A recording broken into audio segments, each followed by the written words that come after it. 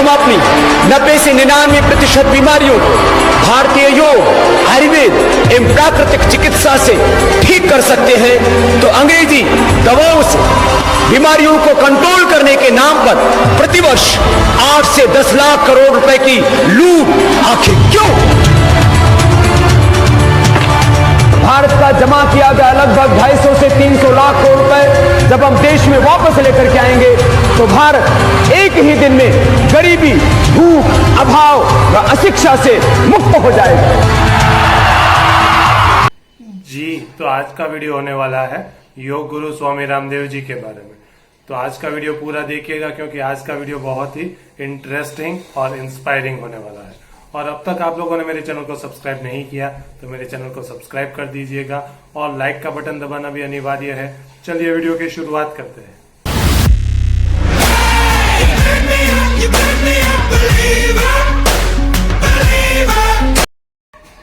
योग गुरु स्वामी रामदेव जी का जन्म 1965 में हरियाणा के महेंद्रगढ़ डिस्ट्रिक्ट में अलीपुर गांव में होता है। बचपन में इनका नाम रामकिशन रखा जाता है। अब ये रामकिशन बचपन से ही फिजिकली बहुत ही वीक थे। इतने वीक थे कि 2.5 साल की एज में इनको पैरालिसिस का अटैक आ जाता है, और इस अटैक की वजह से उनकी एक साइड की आंख काम करना बंद कर देती है, उनके होठ एक तरफ खिंच जाते हैं और उनके कान इतने सेंसिटिव हो जाते हैं कि अगर कोई लाउड नॉइज उनके कानों पर पड़ती तो उन्हें चक्कर आने लगते और कान से खून निकल जाया करता था। अवश्य रामकिशन शारीरिक रूप से बहुत ही वीक था, लेकिन मेंटली बहुत ही स्ट्रांग। अब एक बार की बात है, उनके पिताजी छोटे से किसान थे। उनके पास छोटी सी खेत की जमीन थी। खेत में कुआं नहीं था, बारिश के पानी से ये लोग खेती किया करते थे।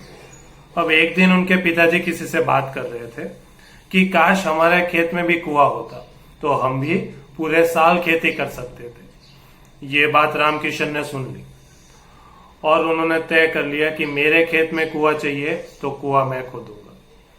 अब बचपन से इनकी ये खासियत थी कि ये एक बार जो संकल्प कर लेते, फिर कार्य संभव है या असंभव ये सोचने में वो समय व्यतीत नहीं किया करते थे। वो कार्य की शुरुआत कर देते थे और तब तक नहीं रुकते थे जब तक कि वो कार्य समाप्त नहीं हो जाता। फिर क्या था, उन्होंने अकेले ही अपने खेत में कुआं खोद कर रख दिया था और उसमें से पानी भी निकल आया था जिससे कि वो खेती कर सके। रामकिशन बचपन से ही पढ़ाई में बहुत ही तेजस्वी छात्र थे। वो हमेशा स्कूल में प्रथम आया करते थे। अब एक बार उनके गांव में एक सन्यासी आए और जैसे ही इन्हें पता लगा कि मेरे गांव में एक सन्यासी आए हैं, वो तुरंत ही वहां पहुंच गए। फिर तो यह उनका नित्य क्रम हो गया। वो हर रोज उस सन्यासी के पास जाते, उससे प्रश्नार्थ करते, उनसे वार्तालाप करते। उन सन्यासी ने भी रामकिशन से खुश होकर उन्हें एक पुस्तक दे दी।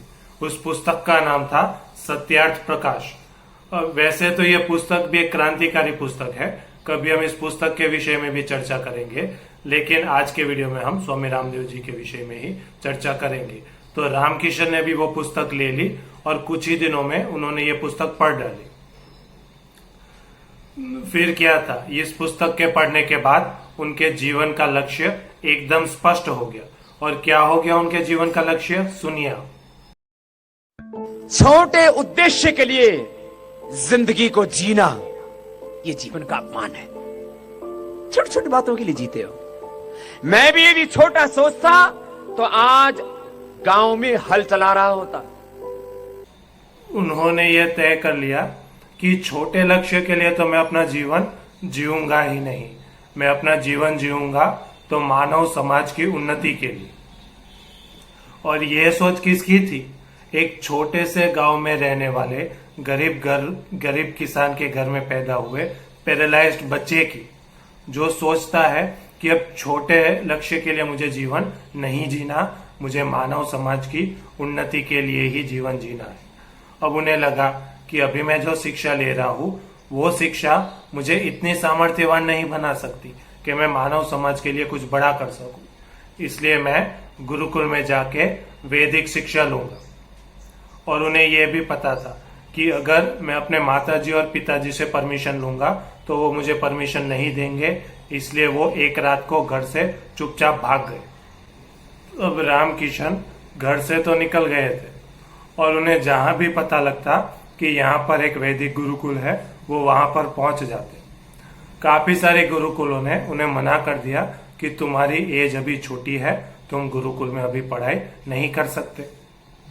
वैसे ही घूमते घूमते एक दिन वो हरियाणा के ही खानपुर नाम के गांव में पहुंच गए, जहां पर एक वैदिक गुरुकुल था और इस गुरुकुल में उन्हें प्रवेश मिल गया। अब गुरुकुल की शिक्षा भी इतनी सरल नहीं थी।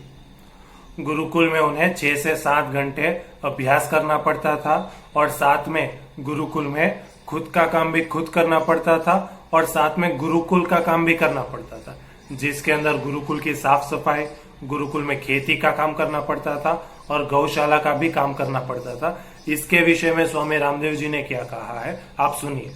मैं हल चलाना जानता हूं, अभी भी मैंने बैल का भी हल चलाया, ऊंट का भी चलाया है। मैं ट्रैक्टर चलाना भी जानता हूं, मैं फावड़ा चलाना भी जानता हूं, आज भी चलाता हूं। मुझे उसमें कोई शर्म नहीं आती है। मैंने गाय भैंस का गोबर भी उठाया है और सिर से उठाया है, तसला में भर भर के 10-10, 15-15 किलो। छोटा था तब यहाँ बीच में गड्ढा हो गया था, इतना गोबर उठाया है। मैं उसको छोटा काम नहीं मानता हूँ। गुरुकुल में इन्होंने शिक्षा प्राप्ति के साथ साथ बहुत ही शारीरिक श्रम भी किया था और ऐसे ही तप से इन्होंने वेदों की शिक्षा प्राप्त की, योग की शिक्षा प्राप्त की और आयुर्वेद की शिक्षा प्राप्त की और वो रामकिशन से स्वामी रामदेव बन गए।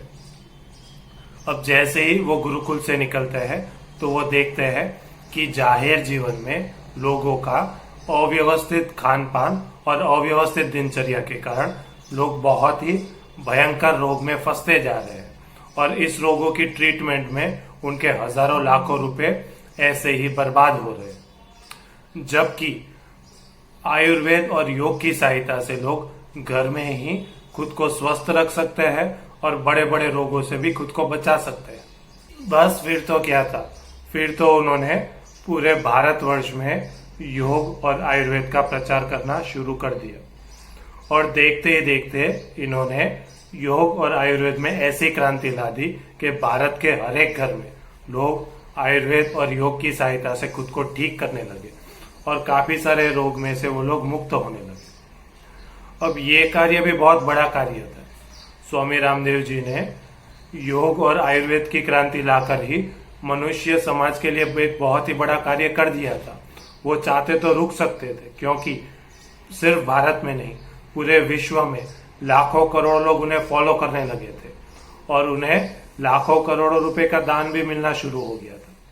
वो चाहते तो रुक सकते थे, लेकिन उन्होंने संकल्प लिया था कि जब तक मेरी जान में जान है तब तक मैं मानव समाज की उन्नति के लिए कार्य करता रहूंगा। अब इन्हें लगा कि भारत में भ्रष्टाचार और काला धन ये भी एक बहुत ही बड़ी समस्या है, इसलिए उन्होंने संकल्प कर लिया कि मैं लोगों को काले धन और भ्रष्टाचार के विरुद्ध भी खड़ा करूंगा और उन्होंने एक मुहिम की शुरुआत कर दी और इस मुहिम के अंतर्गत वो पूरे भारत में घूमे और तकरीबन उन्होंने 1 लाख किलोमीटर से भी ज्यादा की यात्रा कर कर लोगों को भ्रष्टाचार और काले धन के विरुद्ध खड़ा कर दिया और भारत के अंदर सत्ता परिवर्तन में एक बहुत ही मुख्य भूमिका निभाई।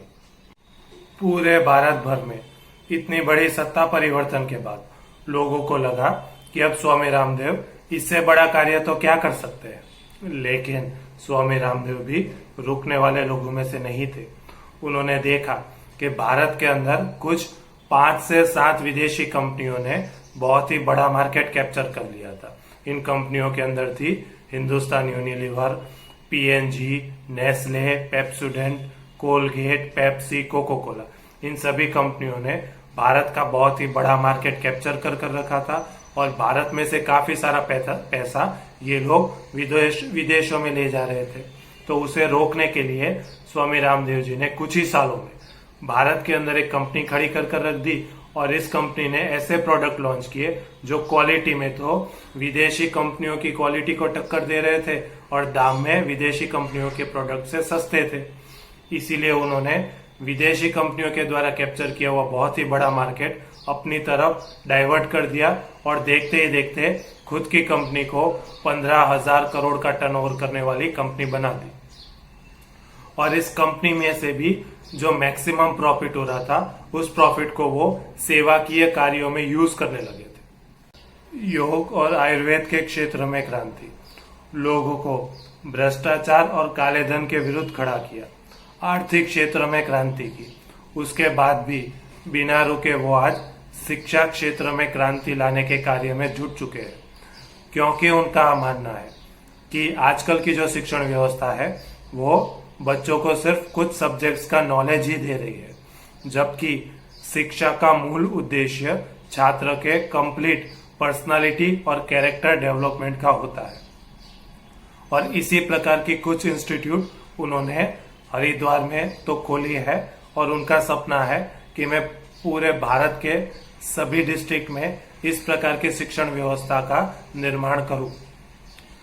हरियाणा के एक छोटे से गांव में कच्चे मकान में बैठे बैठे एक बच्चे ने सपना देखा था कि मैं मानव समाज के उद्देश्य के लिए ही कार्य करूंगा, और वो बच्चा आज भी मानव समाज की उन्नति के लिए निरंतर पुरुषार्थ और संघर्ष कर रहा है। बाधाओं में रुको नहीं, संकटों के सामने झुको नहीं और निंदाओं से विचलित ना होकर के जब तक दम में दम है बेदम नहीं हो, जब तक ध्येय न मिल जाए तब तक आगे बढ़ते